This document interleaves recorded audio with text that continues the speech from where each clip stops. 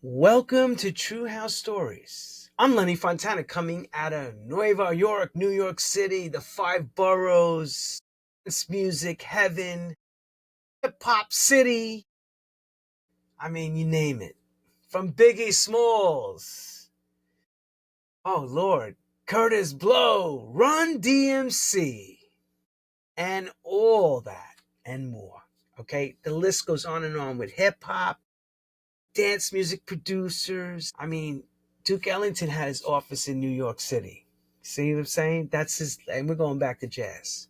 But today, we're going to go to a special friend that I'm going to say it like this. If I was Abraham Lincoln, I would have wrote it like this. 2 scores and 1 year ago, I met this man. Now, find out what 2 scores means because I went and looked it up.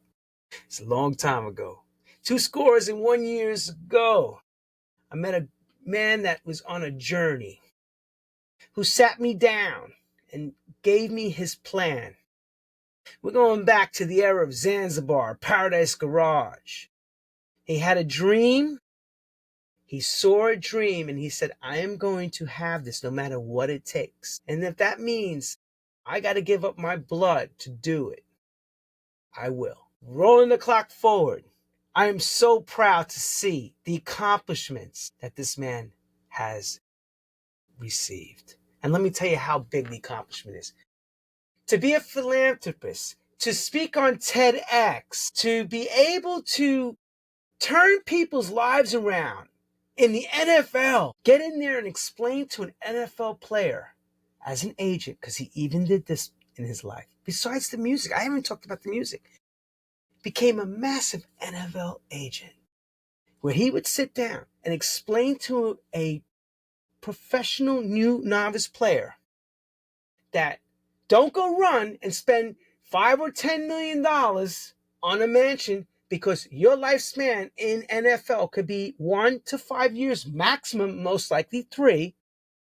Let's diversify you. Let's make you into a Fortune 500. And that's the thinking that he uses in everything he does. But I'm going to now take it back. There was a time when he was singing, and I mean singing, where the music was sweating out of him, dying to do records, loved every minute of it, and was part of the beginnings of, I would say, when R&B dance music progressed into house music. He was at that moment. And a manager to the great Barbara Tucker. And all you know how Barbara Tucker rolls. So you got to do right by her. So this man that I have here today, doctor, philanthropist, real estate developer, NFL agent, voted father, and etc., etc. I like to bring to our alumni and our show, Dr. Len Sweetie G Toby. Honored for those kind words. Pray to be worthy of them. Thank you. It's hard to make a proper introduction when there's so many wonderful things. You do not want to leave nothing out, because I got nothing bad to say about you. I can't even find in the internet that anybody has said anything negative about you. But aside from that, because we're friends for so long and I value my friends like family, you know, you've always been there. You've always said, hey man, I'm watching what you're doing. We were watching what you were doing. And you went on to become that guy. You know what I'm saying? That guy. So, since you're that guy, tell us where you are in your life at this moment before we get into this interview. Today, still a music lover. Ended up becoming a DJ for the last 3 years, something I didn't do. I was the MC. I was always on the microphone singing on Freshest FM with a show called The Global Dance Party that comes on 8 o'clock Eastern Time every Saturday night, 7 o'clock Central, 5 p.m. on the Pacific Coast. So There you go. DJing for passion, love, and joy. I'm working with RCP Capital. We're managing probably over $100 million in life and biotech sciences based out of Harvard Square. I'm one of the founding managing partners there. Also in the sports arena at the Winners Circle, we represent NFL, NBA, Major League Baseball, track and field across the board. We're specializing on NIL, which is name, image, and likeness. we're really doing well in that space. Additionally, obviously in real estate, and I manage investments. I have a big consulting business, doing some film and TV, and always a heart for music and the music, still writing, producing, and having fun. Is there anything you're not doing, Glenn? I mean, taking my time now, but my charity, Book Bank Foundation, has been around for 30 years, that we serve the lost, the lonely, and the forgotten. We reach out to people who nobody else wants to deal with, can deal with, has an interest to deal with. We believe education is the key to the disease of ignorance, incarceration, drug abuse, economic disparity, and oftentimes just the gap for the complete wholeness of one's being. So we do that across the country. That's a full-time job and a mission for me as a man of God, and living every day to be greater. I want to die greater than I lived. It's the goal. I always say that hyphen in the middle is the part that we want to be remembered, not the end number and not the beginning number. We pick the beginning number. We just don't know what the end number is going to be. But what you do in the middle is what your legacy lives on with. I agree 100%. Nope. I'm not going to hold any more because there's going to be a lot for you to tell us and teach us through your eyes. So everyone, buckle in. Because you know as well as I know that with these stories, they're real, and no one could tell it better than the guests that we have.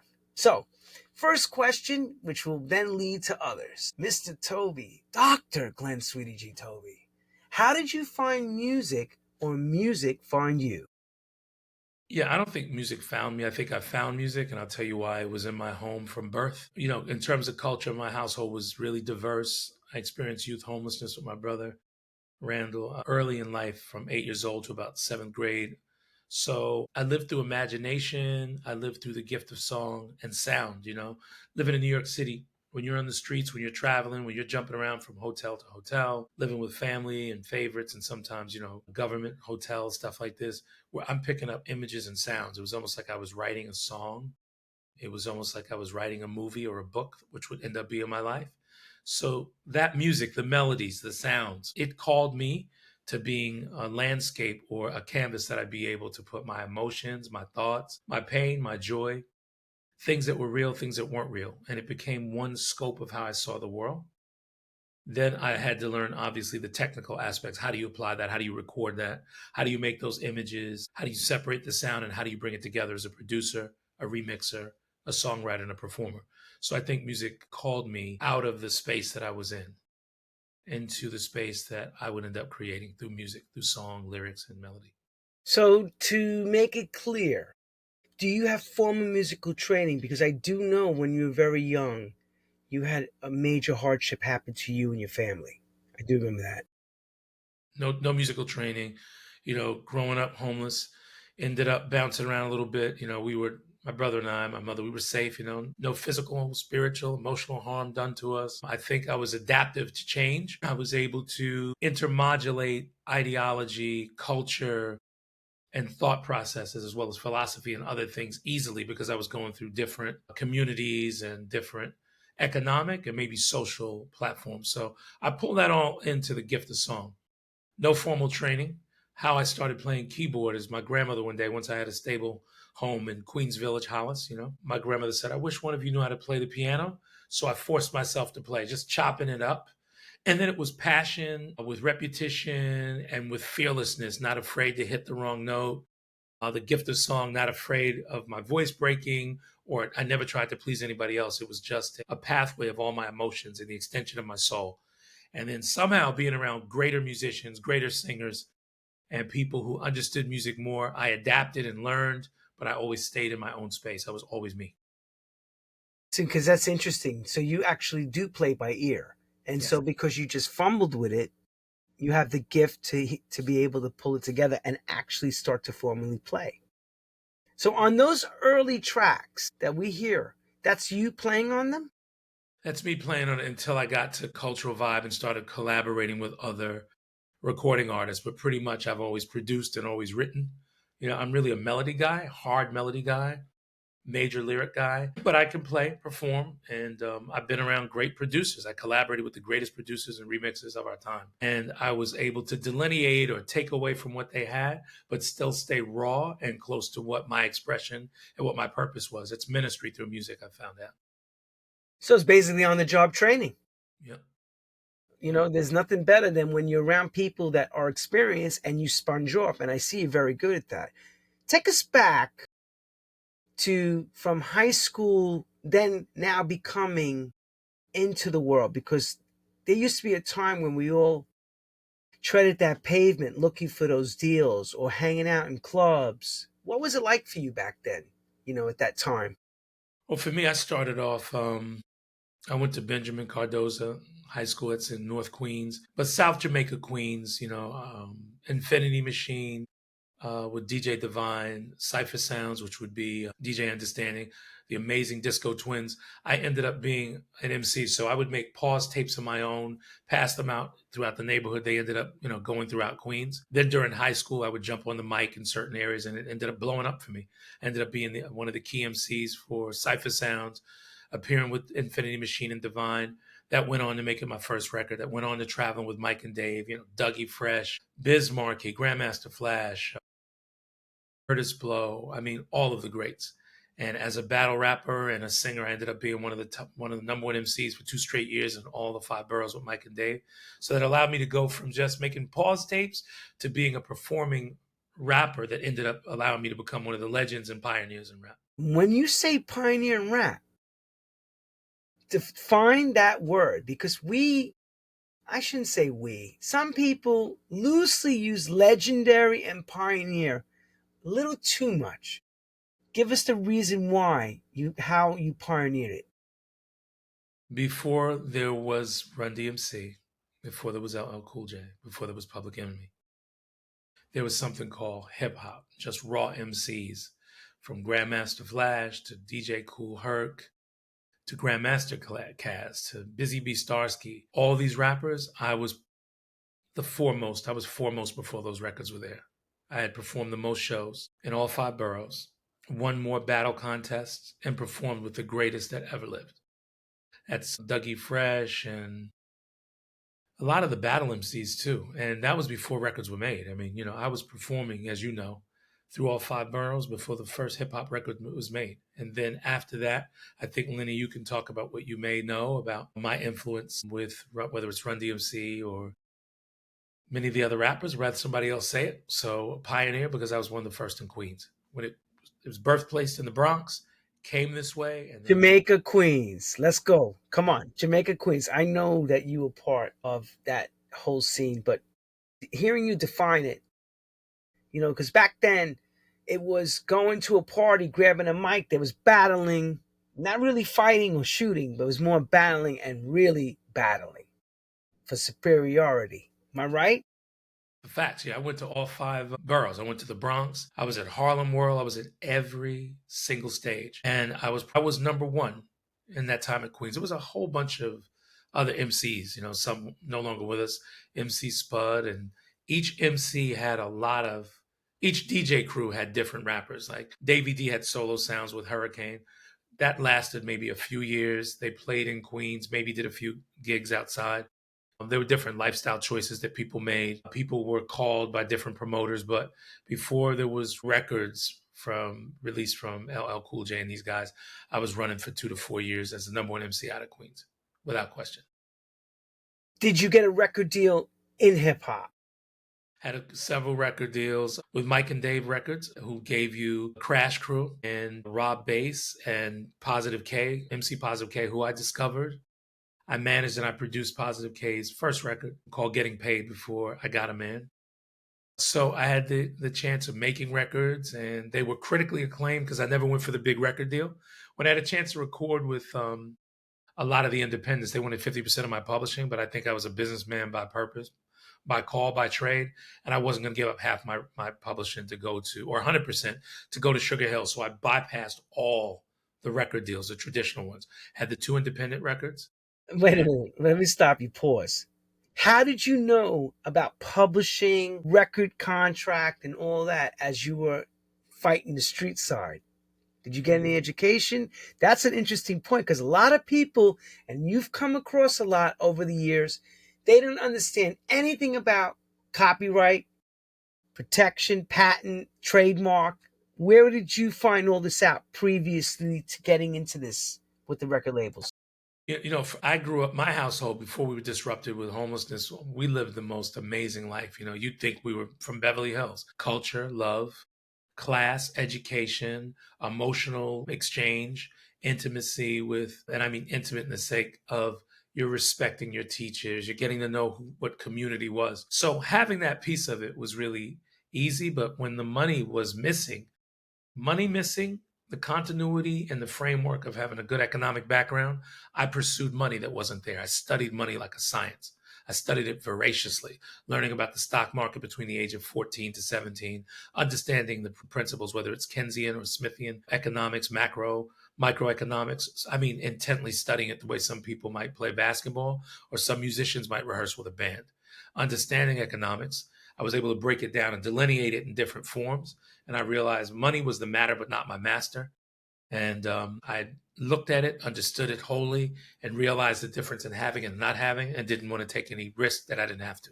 I wasn't going to trade my soul for fame. I wasn't going to trade my ethics, my principles, and my grandmother, my mother being proud of me for anything. So I was able to stay just where I wanted to stay, to express myself musically. And at that time, I was making a fortune. I was considered a fortune, no less than 2,000, maybe 5,000 a weekend. And I was playing 2 nights a week with Mike and Dave, the promoters, with RC Pac Jam, who people know as Van Silk. And I was that promoter for 2 straight years in all 5 boroughs. I was making more money than probably most of the teachers or anybody that I knew. So you really were the Don King of the time. I was the Don Swing because I knocked it out of the park. I brought the light to this hip hop thing when it used to be in the dark. My car was always constant, so I never put it in park. And I'd say, listen, this is what it be. The ever-loving king, Sweetie G, doing my thing, charging the people money because I don't go for free. And most of all, I'm your host and all. When I get that mic, I tell them, come on and coast with all. Me, Sweetie G in the place to be. Sweetie G, so give it down. When you're saying promotion, what was the detail of work? Because you're going to school during the week. What is involved? Because there was no internet. There was no Facebook. This didn't exist. I don't even think we even had beepers yet, if I remember correctly. Fact. Let's go back. This change telephone was a dime. Crazy. So take us back to what that took to make you and get everyone locked in to make that kind of money. Because it just didn't come on trees. No. So, good question. Mike and Dave were the machine. You had Ray Chandler, who first came out with Grandmaster Flash, Furious 5, Black Door Productions. A lot of these big promoters who started when just after Kool Herc and a lot of the other MCs were starting to go. Harlem World. I mean, The Fever, so many different venues. But I had the blessing and the grace and the joy of working with Mike and Dave Productions, who were the biggest promoters during that period of time. So I was from Queens. I took Queens as my borough and I killed it. I would go around after school. I would go out before I went to school and we would drive to all the schools throughout Queens and people would notice me as a promoter and some realizing that I was the same MC that they saw from the parks. We would physically hand out flyers. We had flyer distribution. We would put them up in stores. Then I'd do sub promoting, which we know today. I'd get other kids and say, hey, hand out these 500, these 1,000 flyers and I'll let you in for free, which was like a big deal in that time. So I would promote before school, after school, and on the weekends and travel to all 5 boroughs with Mike and Dave, starting at Queens, going into Long Island. And our ticket sales were unbelievable because, Queens, mostly residential. There wasn't a teen disco. So our sales would be unprecedented. Crazy. We would blow it out every single weekend to the max. And of course, we had the drug dealers from Queens. The famous, That's the next question I was coming up. Wait, hang tight. Hang tight. That was the question I was coming to. You had Gambino and Gotti and Howard Beach. As I remember this clearly, I'm a Queens, Brooklyn boy myself. Yeah. Were they stepping to you for payola yet? Or were you keeping it real and trying to duck and dive?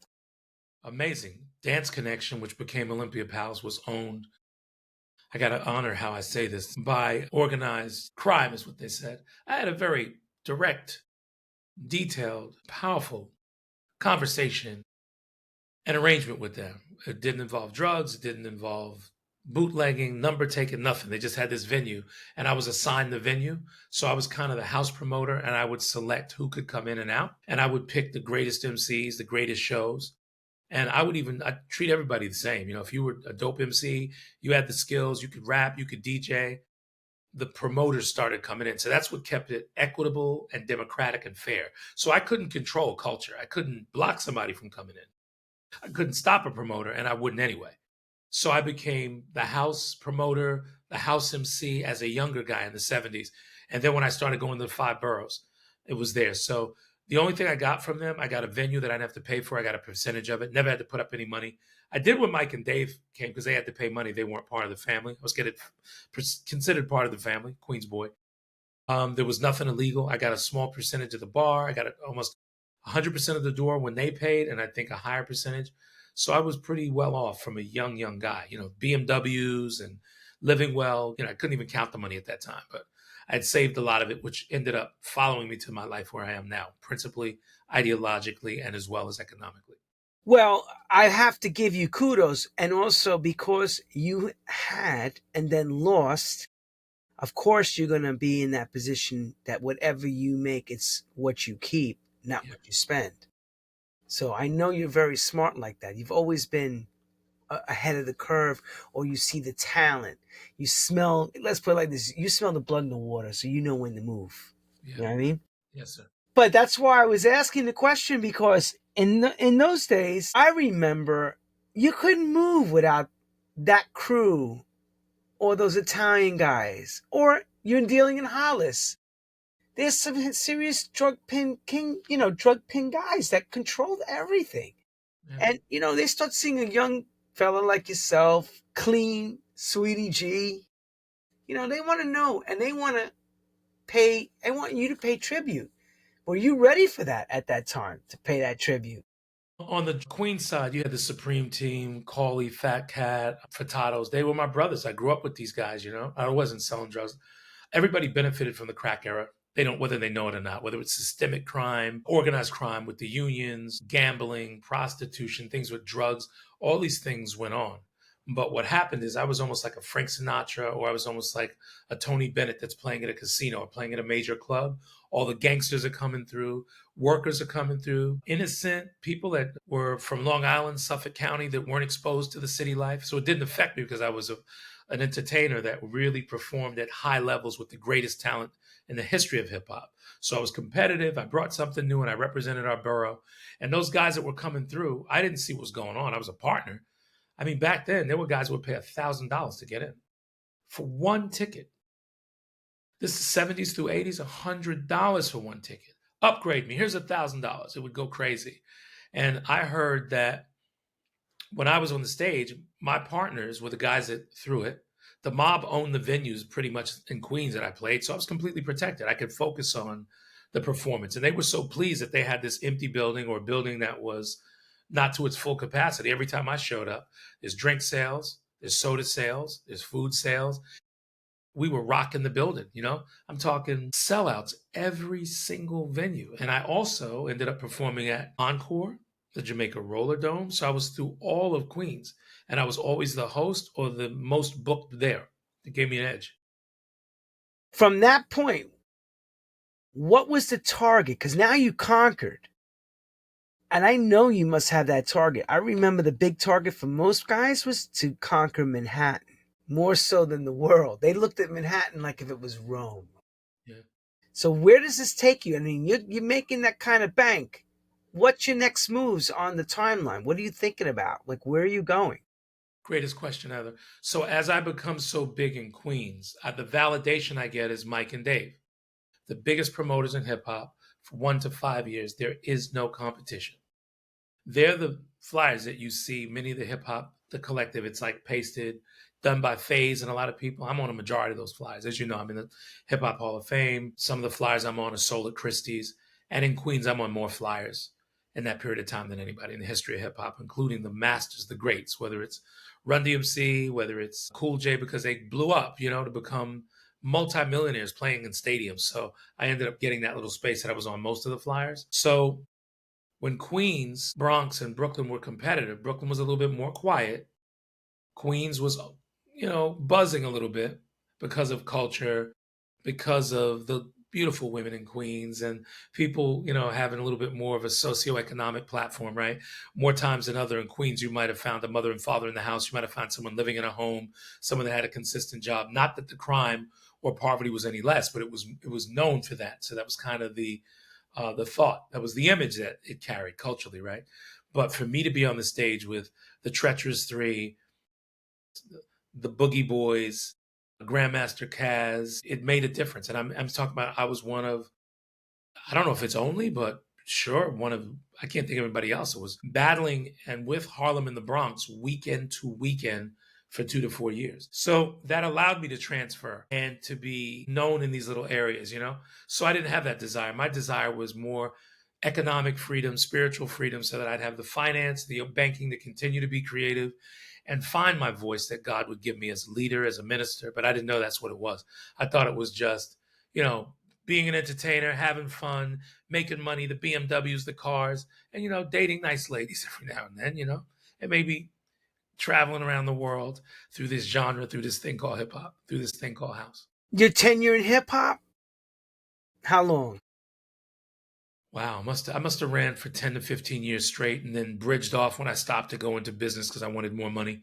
Once I saw Run-D.M.C take off at Madison Square Garden, when I saw that Curtis Blow was making those big records, I knew I wasn't going to commit my time, my life, or give up anything I had at 50%, 100% in publishing, somebody owning my masters. I never understood it. We'll come to that about how I was able to make a difference in ownership in music years before, from my travels to Medium to Dem and on.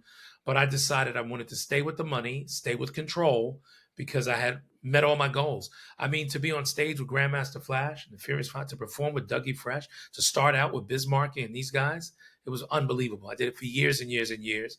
It was satisfying, but I had no desire to give up all my money to be famous ever. Because that's part of it. It's the quotations. Ready, everyone? Quotations. Let's listen carefully. Give yourself up to the devil. Sign here. And Toby, sign here in blood. You know, unfortunately, that's that trade-off. You know, it's like I got to give 100% of myself to get 10% back. You know what I mean? So the tenure ends, or you decide to go into business. What business are you involved in after the promotions, the hip hop, and all that before you settle into kind of like the dance world for a minute? Bouncing around, working at like Savin. I was selling paper copiers. Then I got into the investment world and I was searching and doing cold calling for stocks, bonds, commodities without doing the sales because you had to have a license. But I learned about it so much, I ended up getting a 6. Moving forward, studying, saving money. One of my gifts, one of my arts was saving money. One of my gifts, one of my arts was managing money. I think since a kid, since I was 17, I was getting a minimum of a 6.5% to 12%, sometimes a 20% time return on my money. So I was good at trading stocks. I was good at investing and good at saving a lot of money too. So sorry guys, that Hold was on, everyone. That's his financial advising team. They're calling him to tell him to be quiet. He doesn't want to let the secrets out. You said Series 6. Did you get your 7 and your 1063 as well? And did you go trade for a firm, or you did it as arbitration business for yourself? I was involved in commodities. I did a Series 3. I started trading commodities. That was before I got back into music, but all the time I was saving all my money and I was still learning the instruments, you know, coming off of emceeing in between. And I started fooling around in the studio, making demos with people like Boy Jarvis, Oscar Fuller, the DJ, Reggie Smith, my brother, Randall Toby. Can I break into when I want to let everybody understand what era this is? Hold on, because you're going to mention the DJs. Guys, children, people of all ages. We're talking the Reagan era. The Wall Street was booming. Yes, it was. Everybody was making crazy money. That's why I'm wondering, because I'm trying to keep track of where we are, and I'm going, that's around Reaganomics era. Yeah. I mean, commodities was crazy. Stocks were booming. Yes. This is the part where credit cards now extend crazy amounts of credit to people. Absolutely. Never pre to that, we had that. Absolutely. Reagan pulled that in, and so he, Mr. Toby, knew, like he said, he studied economics. So he went in there, he figured out the scheme. Get the money, make more money. Rake the money in, borrow money against it. Do the taxes. Then all that good stuff. So he's very brilliant with this stuff. Listen carefully. You're going to learn. He's telling you. So then he stops and he tells me, I'm like, no, we want to hear the part of the Reaganomics era, because that's a big thing for a lot of people. It is. And that's amazing you said that, because I went into Templeton World Funds. I did a bunch of mutual funds. And I always believed I saved 20 to 30% of my money my entire life. Then I'd double down and go at half. And I had the finance. I'm sure you remember when we get to the cultural vibe stuff, I had merchandise. I was one of the first guys, a house music artist with merchandise, direct sales, marketing teams. Ended up moving the logo, developing it, traveling internationally. So I created my own pseudo bank and I broke it up in four. One would be stocks and bonds. One was to pursue real estate. One is to make sure that my dimes and dollars are covered, which I call, the basic cost of living and expenses to stay in this world. And then I would have a feeder fund, which I could put into music. I owned my masters. I paid for my studio time. My brother Randall, my partner in this, with a guy named Reggie Smith and Oscar and some things, and on all other things, just ourselves. So I always was my own production company. I managed myself. My brother supported me in the management piece, but I called my shots and I did draft and create the blueprint for my pathway with my brother Randall. He was involved. He helped me manage other people. He was with me, whether it was collecting money at the door or he and I designing how we wanted music to look and how we want to deliver our lives, free from the record companies, free from a manager or some person that has the black glove in that comes in and takes. Never happened. Not giving anything away. Fought for my rights and just wanted to create music freely. And I'm free to this day. Free soul, free mind, free spirit. So you're deep in hip hop, then you're into equitable trading and all that. Now, how do you find this dance music? I know you're recording, I get that part, and I know you have that in your bloodline, but something must change, because when you're deep into a particular sound, there has to be something that, hang on a second, Glenn, like for example, for me, was somebody taking me to, Paradise Garage that changes your world? Did something happen in your steps that you said, like they say, necessity or makes invention? Did you find something that was like bang, the bang moment? Yeah, I think it was like, so at some point I got the music bug again. I had a lot of money in this time. And I started, because I was a singing rapper. And then I would listen to some of the artists that were singers that may have been, they didn't even have records. They might get on the mic or some records, but I respect my fellow artists, so I would never say any names. Monotone singers, people who weren't on key, people who didn't have they would oversing or undersing. So I created my own thing. And I would sing from the soul. As you know, a lot of my records in the house music vein, I was good with beats because I came from a beat background from hip hop. But I would listen to ska and reggae and other influences, and I'd go the other direction. Little did I know. So some would approach the pop music. I'd never go so pop. That wasn't my marketplace. That was traditionally probably European music, more predominantly the gay marketplace, gay clubs, songs that sang different things that didn't relate to my life experience. So for me, I found a space. Where does a man of color who is singing from, as a straight man, as a black man, as a man that's experienced trials on a social, economic, emotional, and mental level, right? And then being an educated man, thinking about Africa, the beginning of the world, religion. And I just crafted this kind of thing I talked about, right? And it happened to fit in the global house space later with cultural vibe. But before that, I was singing more in a spiritual, which, I'm one of the pioneers of New York garage vocal sound. And I listened to Bernard Fowler, who was one of my favorite artists, looking at his influence, where he went in, raw singing, unapologetic, taking the risks, going into the soul. And I just combined with my own sound by default because I wanted to get music. So that was the easiest way. I wasn't the greatest musician on the planet. I wasn't Luther Vandross. I wasn't Pavarotti, but I could sing. Good singer. But I stayed within my space, crafted my space, and created a niche for myself. So I went from money back to the music and just doing little minimalist tracks, which would end up being house music or soul or gospel house, because I was led by the spirit. and I created my own sound by default. I just stayed where I was. I didn't emulate or follow anybody. And I was blessed to be around the greatest remixers, as you know, the greatest and the greatest producers in dance and house on earth. I was blessed to collaborate with these guys, and I found myself in that sound. Can I compliment you on something? You created your own lane, no doubt. But when I remember, I used to say to myself, Sweetie G reminds me of Eddie Grant, and without the accent. Because Eddie could sing and speak. And that was what you did. One, Bernard Fowler is part of the Peach Boys. Don't Make Me Wait became one of those iconic records that's probably one of the most sampled, even to today. Look that up. And you'll see what he's talking about as far as crafting his sound with having a muse. And Bernard Fowler is a fabulous singer. There's no doubt. So you're getting the touch of R&B dance. We got D-Train records going on. We got Colonel Abrams coming up.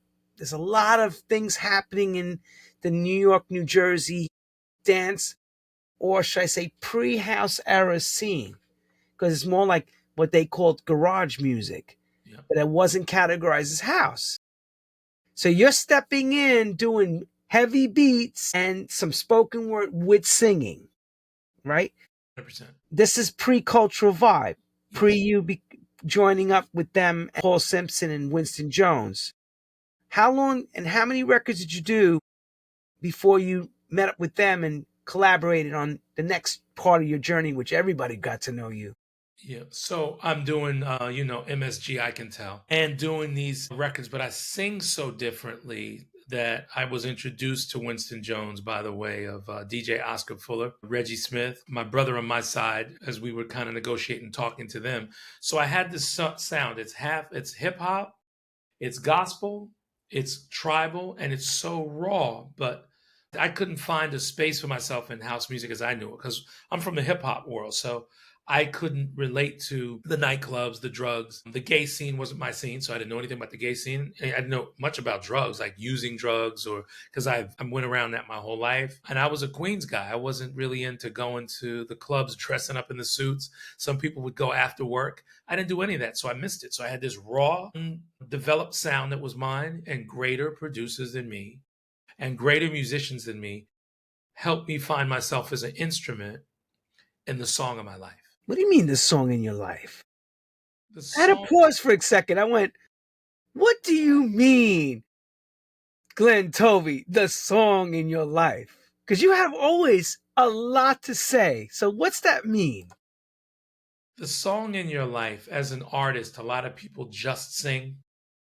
They're brought out like a circus animal or a tool or an instrument that's not being taken care of, a car that just gets raced and wins the finish. It wins every time, every race, but they're not changing the oil, they're not changing the tires, they're not washing it, they're not caring for it. So a lot of artists, they're just singing, don't know their purpose. They're not assigning the gift of song to ministry or to the machinations of the callings of our ancestors, spirituality, brokenness, resolve, development. So when you find the song of your life, you're hearing what everybody else hears. Because you can't hear yourself the way they hear it. You can't hear yourself from the audience. You're not going to hear yourself objectively or subjectively as the voice or the musician. But when you hear your music and it resonates for why God gave you this gift of song, when it resonates why people are moving, it's not ego. It's not because you're just the best singer. It's not because you're the best songwriter. It's because God has given you something. It's because you're pulling from the ethos and the atmosphere and from the ancestors, sounds that are picking up when you're sleeping, when you're traveling. And when you give it back to the people greater than you, talented musicians, those in development, and understand that song is a direct pathway to God, the beat and percussion and drums are God's feet walking. The sound of strings is God breathing. Melody is his voice and his pleasure or his displeasure. And rhythm is the leadership in the word of God. When it all comes together, you'll find the gift of your life, which is the song of your life. And sometimes the song of your life, you don't sing it, you just bring it. You might be DJing, you might just be the bass player, you could even be the engineer. We're all crafting the sound of God. and sometimes the sound of the devil or Satan or Shaitan.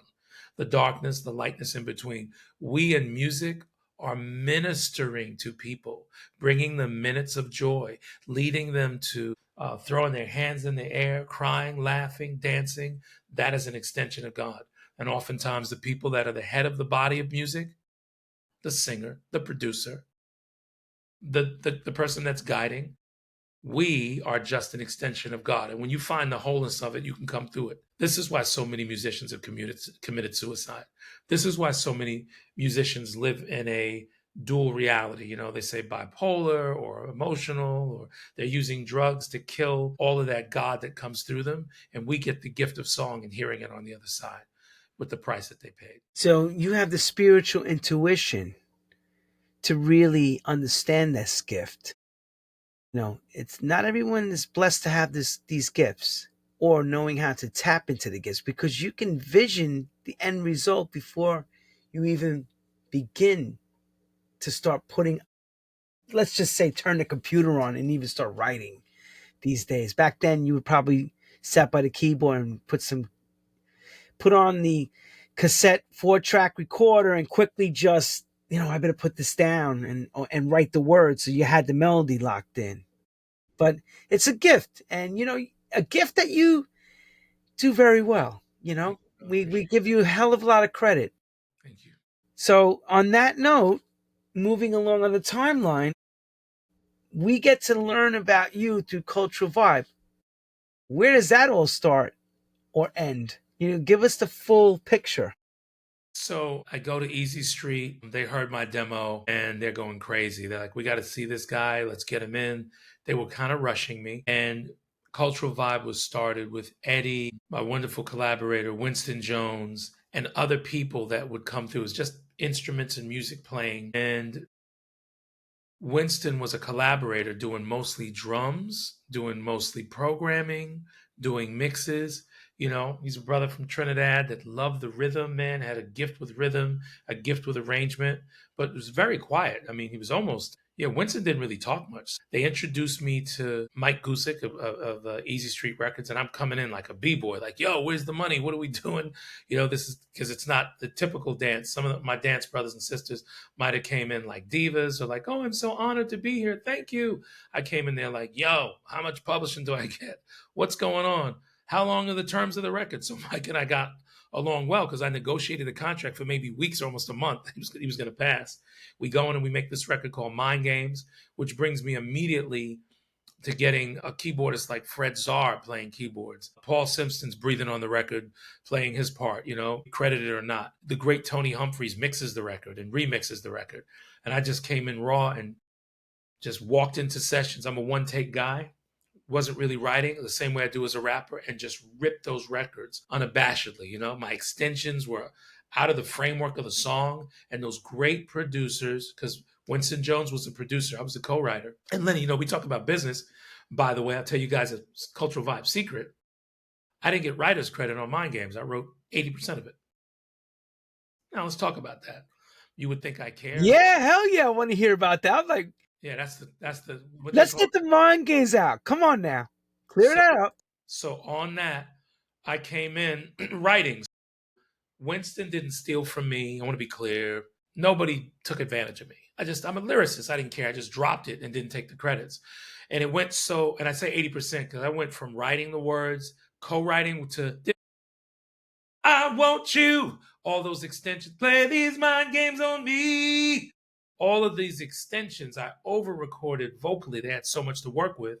And I didn't even care about the publishing. So he was like, yeah, not on this one. This is more ad-libbing. So some would say he ripped me off. He didn't rip me off. Let me tell you what he did do. I ran Cultural Vibe. My brother, Winston Jones, I wasn't credited properly. I didn't get an equitable interest in the copyright of Mind Games.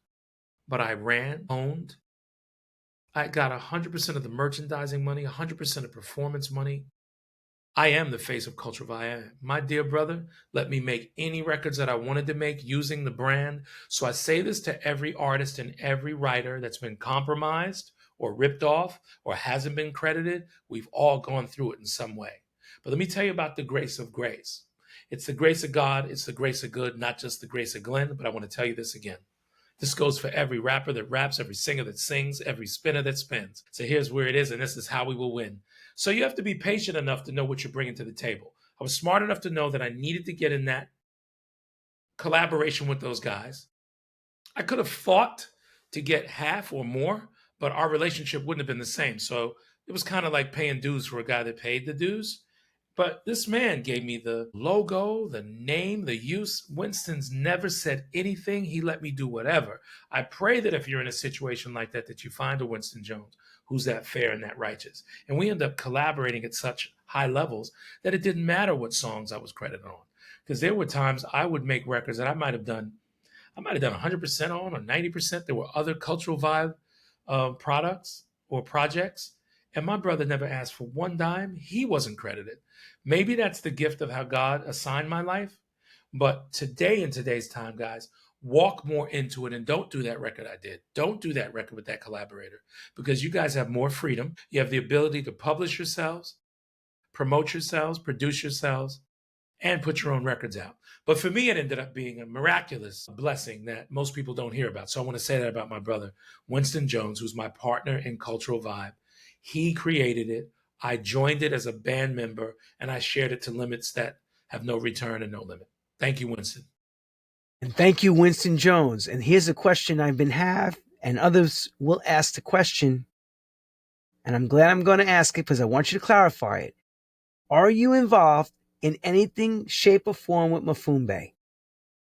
Mafumbe, I didn't get on until it was finished. And during its finishing, it was just a loop track.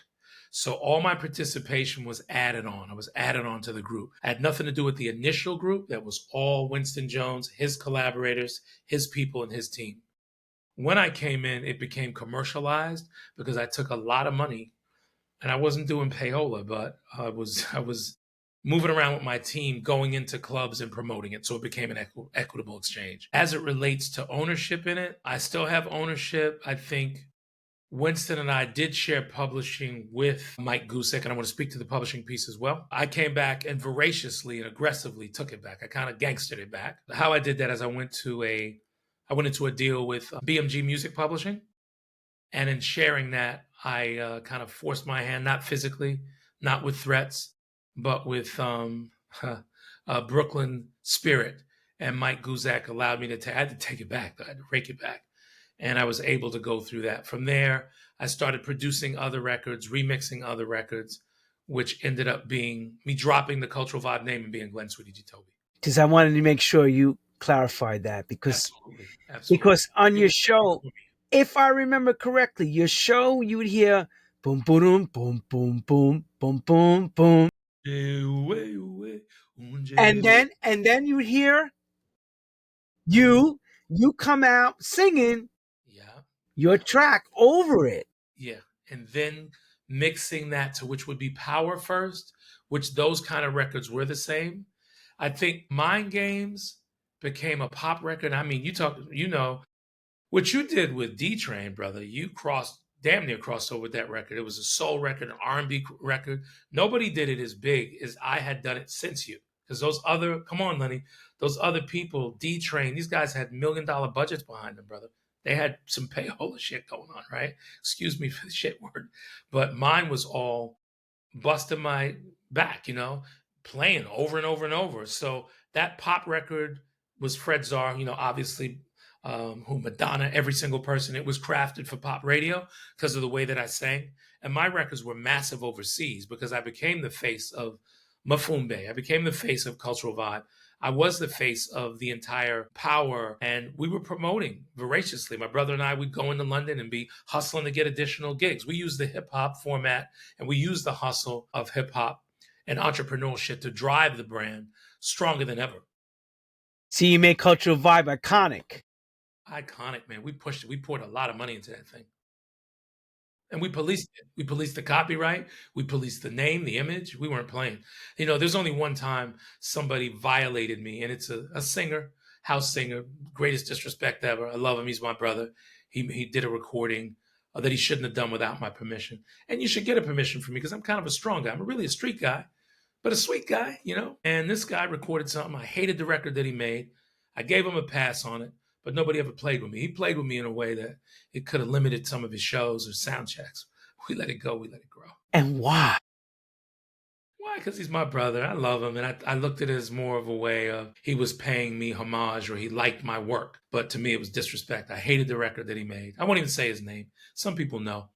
The worst record ever. Don't do anything I'm doing. Stay away from my group name. Get out of here. I love you. And he's an important guy. But that's the only experience I've had with somebody came to my copyright. Now, had I known him 10 years ago, that would have turned out bad for him. Publicly, too. Yeah, but you're not into shaming people. So I'm not gonna say any names. Yeah. You don't do shaming. You just roll a different way. You roll quietly, concisely, at night. Lenny, wow, that was good, Lenny. That was a sick one for the road. Cut that out, people. I don't know what he's talking about. Shout out to my brother that dared to record that record. Come on, brother. Stop that. Okay, all right. Okay, I get it. There's also a pride issue here, and you know what? You want people to do if they're going to muse you, you want them to muse you in a benefactory way, not derogatory. And I get it. Keep moving, Lenny. You're right. I'm going street quick. Help. Trying to help, trying not to go street, but I want to know your life in that side, and you conquer. Of course, you go on to manage other artists because people entrust your knowledge, your principles. You took on Barbara Tucker right in the beginning of her career and had her a long time now, decades. And you conquered the dance music business for a long time. But I know you step back again and like you're funny. One toe in and then you take your foot out. Yeah. Where does that take you on this timeline? Do you actually jump back into the equitable business, or real estate's calling you? And where the hell do you find the time to become the agent in the NFL? There's a lot going on here. Yeah. So what happened in between those records, I stopped getting booking because most of the clubs that I would have had to play were gay clubs. And these were completely gay clubs. And I had played through all type of venues. It doesn't matter somebody's sexual preference, style, but just like in the hood, there's some hood clubs you're not going to play. But I found that there was no space for someone that was R&B house because I'm R&B, New York City garage sound, and I'm not fitting that format. I didn't hesitate for a minute. I had no financial needs. I got out. I was blessed enough to work with my brothers, Charles Fisher and Charles allowed me to work with he and Brian Latour, and we managed LL Cool J together. For 4 years, we did In the House, the show with Quincy Jones. We did the FUBU deal. We did the Mr. Smith album, TV shows, countless things. From there, I meet a brother by the name of David Banner, the rapper, who I helped produce, manage, and discover. And in between that, while I'm managing these artists and I'm starting to come out on the other side to figuring out what I want to do, I meet a brother by the name of Alonzo Shavers. And I came into his business. I told him if he gave me the opportunity to invest in the business, I'd do it 10X. I ended up saying that, let's say I gave him 100 grand. I said that you keep $100,000 if it fails, if not 10X it, and I get to $1 million, then I get an equitable share in the company. That's what we did. We ended up doing $380 million in the National Football League in gross on and off field contracts. I took the speed, the creativity, the freedom, and the fun and the energy of hip hop, and I put it with the very rigid, structured form of National Football League, which is like the U.S. military, brought them together as a hybrid, and we took off, which ended up being, Damian Robinson, my first NFL client, and going through to Josh, God bless his soul, Evans, my Jets, and then from there ended up going to doing $60 million deals for Asante Samuel, Super Bowl champions. Kind of went into NBA, did a little bit of stuff on that side. With some superstars NBA, then I went into to Olympics. From the Olympics, then a little bit of film and television. Again, Jason Mitchell, who did $200 million in sales from the film Straight Outta Compton and The Chi, and Jason Weaver, through my wonderful brother in crime. And in time, Randall, who didn't finish through there, but through my early years, my brother was with me through my management. I developed a lot of that with him to go on and do music management, then through sports, and now I'm doing venture capital managing, 100 million or so and raising money for countless companies and consulting globally. When you say managing and running, are you sitting there actually brokering those deals? Yes. Explain that definition to someone because it sounds beautiful and I want everyone to see your ring that you keep going like this with. Please show that ring. What does that ring symbolize? So the rings symbolize the work of champion players, whether it's the NFL, whether it's Please show it again because we need to see, because that's important. That's a big thing. I know you're bashful. Don't be bashful. Come on. well, the it's more, if you go to drglentoby.com, you can see all that stuff, or Google it or go to the YouTube. But, I think the biggest part of this is I do the due diligence, I find the partnerships. From the partnerships, I bridge them with the artist, the athlete, or the entity, because sometimes I represent companies who do 25, 50, $100 million. And I kind of go in and do an assessment of who's your accountant, who's your attorney, what are the historicals? What's the performance of how much money you've made? Have you done a cross audit? Are you, you know, intellectually protected in terms of intellectual property, trademarking, and conveyances of your name, image, and likeliness? And then I get the best in class, masters of the game in every space, bring them together, and then we build either the brand bigger or we're able to scale it back so that they're able to have high profit and reduce losses. I kind of say I'm the guy that's able to get the king off his throne and get the prince on his throne without the Roman style having to cut his head off. The Roman style guillotine. Yep. So you go in there with all your mights and all your powers, like a mafia don in a professional suit, Come on, there you go. clean, shark skin suit, and ready to do war in a positive way. Because Yes. you're looking out for your client, and there's nothing ever wrong with that. Yeah. Yeah. I mean, you look at Barbara Tuck. I've had the honor of representing her for 30 years. The first decade or so, my brother Randall was with me. And then from there, I took it on. And, this is a woman who knows the business intently. She's a brilliant woman, but people would call her the B word or say that she's difficult to work with because she's not going to let you put your hand on her back or on her arm or call her baby or sweetheart. You're not going to curse her because she's going to wait to get the rest of her money. She was a strong person. Lenny, we're trying to do this in a professional manner. I was a strong guy in the street, strong as any of them. I mean, you can't manage Cool J for 4 years if you're not super strong. You can't go to the South Bronx and keep all your money and jewelry and cars and run around and not take any losses. So I'm a very strong guy, and I was able to align this strength through principalities and through people and platforms that would empower my artists to freely be able to earn their money. You're probably not going to mention it. I had the big battle with Sabel, and God bless Gary Saltzman at Atlantic, and I came out on top. So, I've never lost. I've learned, but I never lose. Has there been mistakes that you said, damn, I should have done this differently? Because Quincy Jones, and I use this a lot, Quincy said, may he rest in peace, it's not the peaks that we have to survive, because those are wonderful. It's the valley in the shadow of the death. Would you have done things differently in certain aspects? There are a lot of mistakes I made. I mean, I've become so successful because my failures were great. The biggest countless amount of losses that I've taken, but it's a loss. It's not a lost where it's over and you can't find yourself. It's not a loss like you're a loser. I have taken my losses. I think a champion is somebody that can sustain the losses over periods of time at the highest level and recover from them. Use those losses as tools or as resources to become victorious. And the victory is in your partners and the people that you serve. So I wouldn't do anything over again. I would have never traded my music publishing or my writers. I would have never traded to be compromised as a man or a human for superstardom. I am a legend, a pioneer. I'm a part of music. I'll be there forever until God returns. It's probably this big to the Michael Jacksons of the world. It's probably this big to the LL Cool J's or the Drakes or the Dolly Partons or wherever you have. It's this big, but it's all me, it's all mine, and I designed it, and it will live forever with me with the same fingerprint or the footprint that I want to die with, equitably the way I live. Can you share with us What exactly went on with Gary Salzman? May he rest in peace. We lost him during COVID. And you said Sable. I was going to bring that up, but I'm glad you brought it up.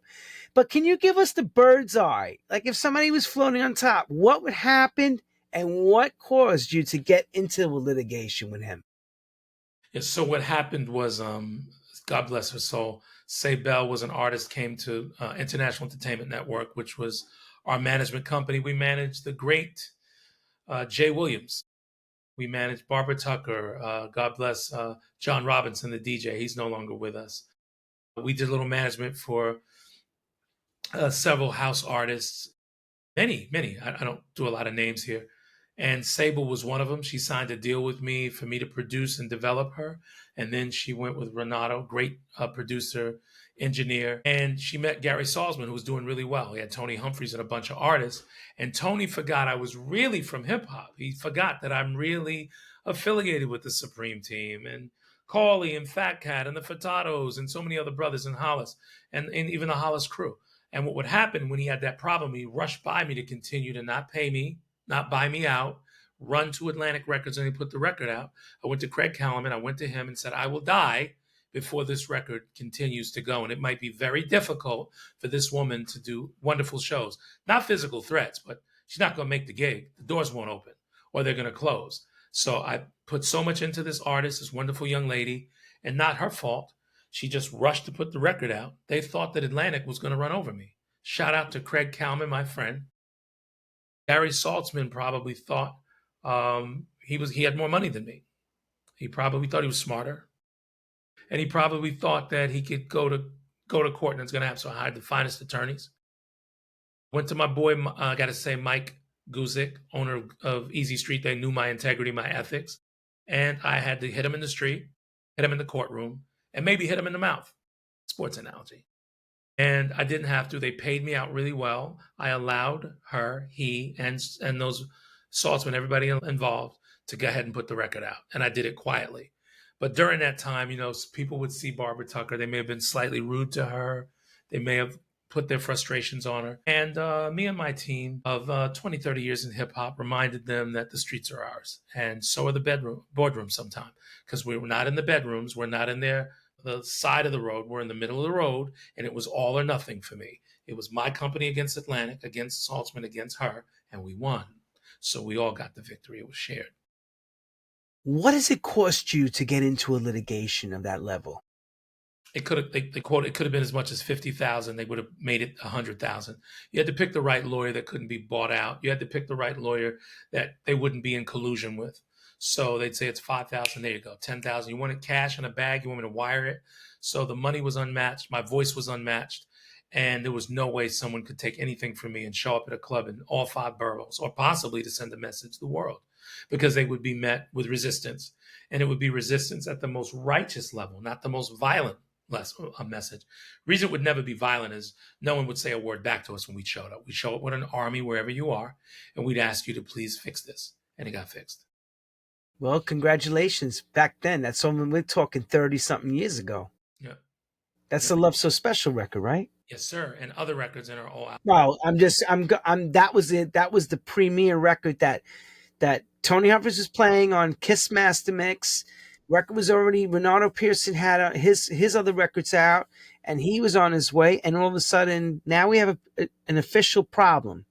There's a contractual agreement that you have with Sable that they need to honor. She needed to honor, but she went and did her business, unbeknown to her, probably not realizing that you were going to fight back and say, that's not the way business is, right? Yeah, she let the smooth taste fool her, and she didn't have the smooth taste. She thought Sweetie G was sweet, and I'm a guy from the street and I can't be beat. So I had to repeat, to be complete, let's go right with my lawyers, and I travel with a fleet. Yeah, thank you.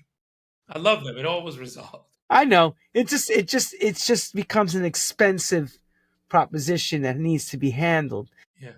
And you also, look, as much as you're sweet, you're giving some people some bad taste in their mouths. You know what I'm saying? Let's be real, brother. Yeah.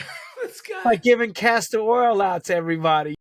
You're not giving sweet peppermint. You're giving them castor oil. They're really sucking cod liver oil. It's a horrible taste. Lenny, calm down. Yeah, and guess what? We'll administer it to it too. We'll give you, whether you want a spoonful. We might think you need a bottle. We'll give you the whole bottle of castor oil. And because at that point, you're angry. But you're also being professional and you're trying to balance the emotion of anger, but yet the righteousness of being correct. Right, brother. Right. So that's the hard thing. And some of the cast of characters, they were hiding in Atlantic. We'll walk right in Atlantic Records. We don't care. Yeah, Tony Humphries is DJing tonight. Who cares? We'll be in the building. It's going to be hard to move around. I mean, if you look at our work, my brother Randall and I, you look at Barbara, you look at Jay Williams, look at everybody I'm attached to. These are humble, beautiful, kind people. And some of these people's lifestyles were different than mine, but I think they forgot how street we were. And I think they forgot how smart we were and how honest we were. And there were people on different sides of it. But all my brothers and sisters, nobody got involved. There was no violence. There was no disrespect. It was just a lot of strength. Yeah, but some of these people in this dance music business can be real creepy. Right. I don't know how else to say it. It was a different world back then, the old business. It was brick and mortar. You made money, but also you lost a lot too. With cheating and, faulty, crappy contracts, signing your masters over for perpetuity, all that stuff. In dance music, not even hip hop. We're not talking. Yeah. And in those times, and also my relationship, Renato, I had no beef. When I had this going on, he had nothing to do with it. I would visit him. Yeah, we'd visit him in the booth. It was a visit. He didn't know it was a visit. Just saying hello to my brother. I need to express myself how I feel. And he was like, I get it. Classy, so talented, no problem. And we resolved it with Sable. She had no problem with me up until her death. All that time she was fine. God bless her soul. I know she had some medical issues. Even Gary Saltzman, man, I want to say this. He's no longer with us. At Winter Music Conference, this guy came over to me, hugged me, said, I'm sorry for what happened. And he acknowledged my tremendous success I had in sports and music and everything I'm doing. And he was emotional. We were both emotional. And I said, brother, I love you. This is all good. Sister, I love you. It's okay. And I even got all my legal fees back. So it was more just the excitement, because nobody'd seen that kind of battle from an independent artist. Those people didn't know I had that kind of money back then. Paul Simpson knew it. The Burrell brothers knew it. Everybody was lining up and people were trying to take sides and seeing everybody, our beautiful family of music, especially our house music family. We knew it wasn't about violence, man. It was just lining up to make things happen. And I love every one of my brothers and sisters. This is why this art form is so revered and so graced, because it's our voices and our choices that play globally from now until forever. So, and I appreciate you. And I'm glad that you said that Gary came up to you. That took a really big moment because he's not known to do that unless he's looking for something. Or he's influenced. And then it was funny because he's a good guy. He was a great, but when he would show up, Lenny, he would see me at the highest levels. It's crazy. So later on, he sees I'm managing LL Cool J. I have the #1 draft pick in the league. When I was driving around in Bentleys, buying houses. So he's seeing the business part of it. And when his name would come up, because I'm representing these rappers. I represented Saigon when he went to Atlantic. So he's always wondering, when is the beef gonna come, or when is the issue? Is this guy street like this? And it was nothing but love. But for that brother to come over, man, and embrace me and say sorry, he didn't even have to apologize as far as I'm concerned, because I knew how wrong the situation was, and I was well paid. So, but it was so nice to know that he cared about how I felt. It was so nice to give the forgiveness and the love that we do, because we're musicians and we're supposed to be living in love, not in legacy or not in litigation. I'm going to say this: 7 to 10 years ago, I knew this man as Glenn Sweetie G Toby. I think it was Jesus University indoctrinator. And I want to know how the hell that happened. Because I know the book club is a spiritual thing. The work in the ministry is another wonderful thing. To get that indoctrination is absolutely, unequivocally, probably the most pinnacle moment of your life. To be able to not only just accomplish all these things that you did or doing, but to now be able to say, I'm no longer just Glenn Toby or Sweetie G. Please, everyone, give it up for Dr. Glenn Toby. How the hell did that happen? God bless you. I've been trying to figure this out for years. I've been saying, where does this doctorate comes from? Well, I had, it was a program that I was offered with an honorary doctorate with the ability to be able to physically go to classes and study. It's, like you said, it's a Jesus College in Kathmandu in Nepal. I went over to Nepal. I was gifted the opportunity by some sheikhs. Obviously, we were, now that we mentioned it, I move major money, manage major money, guide and direct major money, and they're billionaires that I've served. Sultan Al Qubaisi from Dubai and many people in African nations around the world, and the amount of money that I moved and the amount of deals that I did, they brought me to the table, wanted to honor me with an honorary doctorate for my work. And the doctorate is in advanced leadership management, philanthropy, and philosophy. So the philosophy of my life, the philanthropy of my giving, the advisory and cultivation and money, driving and creating wealth is part of it. But it was one of the most amazing programs. And the founder of the university allowed me to not just get the honorary doctorate, but to have curriculum and to study and to go over and learn and take classes. And that continuing work worked after that. It led to me getting 15 keys to cities and honorary awards, things like this. It's been amazing, just doing the work, presidential awards. And it's not so much the awards, it's the reward, that the conveyance of spirit, mind, and body, understanding why we're musicians. Listen, everybody, every note played by you has to be heard by somebody. But the gift and the causality of a musician is, does God hear the notes? Does God hear the music? How does it resonate? What type of music are we putting in the world? What is the essence of the transference that makes people cry and yell and shout? Do you really think it's you? Do you really think it's that you're just such a great musician, or that this voice is yours? It's the voice of the people, a voice that's granted by God. And to every musician, anybody that does this for making money, before your last breath or from your first breath, know that this is God's gift to you and it belongs to the people. Speechless. Absolutely speechless. So where the hell do we go from here? You've hit every mark. If you would end it tomorrow, you have left enough for us to study. I would say scholars would want to follow your path because of the untraditional way of bringing the urban turf into the corporate world into the boardroom, the bedroom, the back room. You've said it all. The book club, it's a passion. You love helping people that need to find their way.